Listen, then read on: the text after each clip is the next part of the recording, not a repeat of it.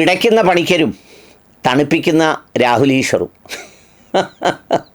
നമ്മുടെ നിഷ്പക്ഷനെന്നറിയപ്പെടാൻ ആഗ്രഹിക്കുന്ന കടുത്ത സംഖ്യയായ സാധാരണ സംഘപരിവാർ രാഷ്ട്രീയത്തിലുള്ള BJPക്കാരെ പോലും തോൽപ്പിക്കും വിധം ബുദ്ധിപരമായ കള്ളങ്ങൾ മെനഞ്ഞെടുത്തുകൊണ്ടുവന്ന് അത് സ്ഥാപിച്ച് ആഴത്തിലുള്ള അറിവുണ്ട് എന്ന് സ്ഥാപിച്ചെടുക്കുന്ന ശ്രീജിത്ത് പണിക്കർ കഴിഞ്ഞ ദിവസം പുതിയ വഖഫ് ഭേദഗതി ബില്ല് വന്നപ്പോൾ അങ്ങ് വല്ലാത്ത പുളച്ചിലും ബഹളവും ഒക്കെ ആയിരുന്നു.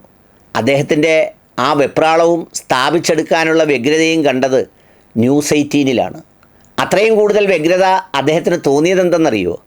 സാധാരണ എല്ലാ പ്രാവശ്യവും ന്യൂസ് 18 കൊണ്ടിരുത്തിക്കൊണ്ടിരിക്കുന്നത് ഒന്നെങ്കിൽ നമ്മുടെ അബ്ദുള്ള സാഹിബിനെ പോലെയുള്ള ആളുകളാണ്.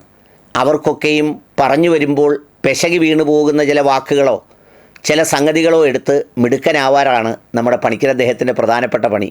പണിക്കർ അദ്ദേഹം പണ്ട് ഓർമ്മയില്ലേ, നമ്മുടെ രാമക്ഷേത്രത്തിൻ്റെ പ്രാണപ്രതിഷ്ഠ നടന്ന സമയത്ത് നമ്മുടെ ഭരണഘടന തുറന്നു നോക്കി ഡയറക്റ്റീവ് പ്രിൻസിപ്പിൾസ് ഓഫ് സ്റ്റേറ്റ് പോളിസിയിൽ രാമൻ്റെ പടം കണ്ട് സായുജ്യമടയുകയും പിന്നെ മറിച്ച് നോക്കി അതിനുള്ളിൽ ടിപ്പു സുൽത്താൻ ഉണ്ടോ എന്ന് നോക്കാതെ പെട്ടെന്ന് ഭരണഘടന അവിടെ വെച്ചിട്ട് പിരിയുകയും ചെയ്ത ബുദ്ധിമാനായ വിശകലന വിദഗ്ധനാണ് ഇദ്ദേഹം.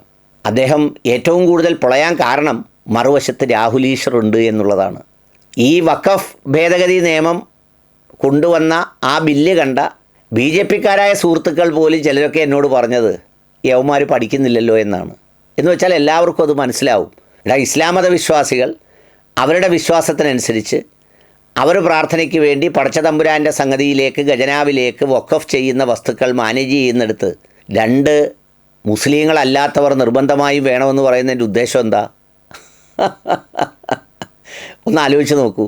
ഈ ആരുടെയെങ്കിലും ഒരു കിടപ്പറയിൽ അതുമായി ഒരു ബന്ധവുമില്ലാത്ത ഒരാൾ കൂടി കയറി കട്ടിൻ്റെ അടിയിൽ ഇരുന്നോട്ടെ, അപ്പോൾ എന്തെങ്കിലും അവർ ഉപദ്രവിക്കപ്പെടുകയോ അല്ലെങ്കിൽ ഉപദ്രവിക്കുകയോ ഒക്കെ ചെയ്യുകയാണെങ്കിൽ ഇടപെടാമല്ലോ എന്ന് പറയുന്ന പോലെയുള്ള ഒരു അടുക്കള ന്യായത്തിൻ്റെ നീതി പോലും അതിലില്ല എന്നതാണ് സത്യം. എന്തിനാണ് കൊണ്ടുവന്നതെന്നൊരു മറുപടിയുമില്ല. ഭരണത്തെ പിന്തുണയ്ക്കുന്ന ഘടകകക്ഷികൾ പോലും മൗനം പാലിച്ചെങ്കിലും അവരും അന്തിച്ചിരിക്കുകയാണ്. അപ്പോൾ അവരോടും പറഞ്ഞു, ഇത് കൊണ്ടുവന്നത് വേറൊന്നിനുമല്ല, 2-3 തിരഞ്ഞെടുപ്പ് നടക്കാൻ പോകുന്നില്ലേ, അപ്പോൾ ഒന്ന് കട്ടിക്ക് ഒന്നുകൂടെ പിടിച്ചു നോക്കാം. അപ്പോൾ എല്ലാവരും വിചാരിക്കും മാറ്റി പിടിച്ചുകൂടെ എന്ന്. മാറ്റി പിടിക്കാൻ പറ്റില്ലല്ലോ. കാരണം നമ്മൾ സാധാരണ പറയില്ലേ, ഇപ്പോൾ ഹോട്ടൽ എന്ന് പറയുന്ന ഒരു സംഗതി വേണമെങ്കിൽ അതിന് ചെറിയ ചേഞ്ചസ് വരുത്തി ലൈസൻസ് കൂടെ എടുത്ത് ബാറാക്കാം, അല്ലെങ്കിൽ ചായക്കടയാക്കാം എന്നുള്ളതിൽ കവിഞ്ഞ് ഒരു ഹോട്ടൽ എങ്ങനെയാണ് പെട്ടെന്നൊരു അമ്പലമാക്കാൻ കഴിയുക, അല്ലെങ്കിൽ പള്ളിയാക്കാൻ കഴിയുക എന്ന് പറഞ്ഞതുപോലെ വർഷങ്ങളായി പരിശീലിച്ചതും ചെയ്തു വരുന്നതും വിദ്വേഷവും വെറുപ്പും തമ്മിലടിപ്പിക്കലും ആകുമ്പോൾ വളരെ പെട്ടെന്ന് എങ്ങനെയാണ് നീതിയുടെ പക്ഷത്തേക്കൊക്കെ പോകുന്നത്? അത് ബുദ്ധിമുട്ടാണ്. ഏതായാലും അങ്ങനെ പരീക്ഷിച്ച് നോക്കിയതാണ് ഈ സംഗതി. അതിൻ്റെ നമ്മുടെ പണിക്കർ അദ്ദേഹം ഭയങ്കരമായ ബഹളം, ഇടവെട്ടെന്നാണ് പറയുന്നത്. ഈ രാഹുൽ ഈശ്വറിനെ കൊണ്ട് ഒന്നും സംസാരിക്കാൻ സമ്മതിക്കുന്നില്ല. കാരണം രാഹുൽ ഈശ്വർ കുറച്ച് നാളുകളായി ഈ പറയുന്ന പല സന്ദർഭങ്ങളിൽ നിൽക്കുമ്പോഴും അയാളെ അംഗീകരിക്കേണ്ട ഒരു കാര്യം, അയാളൊരു ദൈവവിശ്വാസിയാണ്. അയാൾക്ക് വേറെ കാപഢ്യങ്ങളില്ല, മുഖമൂടി അണിയുന്നില്ല, ഉള്ള കാര്യങ്ങൾ ശരിയായാലും തെറ്റായാലും ഉള്ളതുപോലെയാണ് സംസാരിക്കുന്നത്. അതിനാണ് പണിക്കരുടെ വെപ്രാളം.